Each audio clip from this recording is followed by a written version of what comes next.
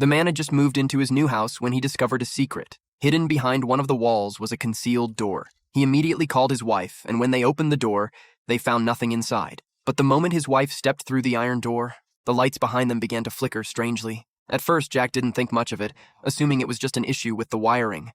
He turned to call the power company, but as soon as his wife left the room, the lights returned to normal. The electrician arrived shortly after, but upon seeing the tangled mess of wires, he said he'd never seen such a complicated setup before and admitted there was nothing he could do. However, it was something the electrician mentioned casually as he left that sent chills down Jack's spine. It turned out that before they moved in, the house had been abandoned for years. Rumor had it the previous owners had both died inside. Jack cursed the real estate agent. No wonder the house was so cheap. He quickly searched online for details about the tragic incident that had occurred in the house.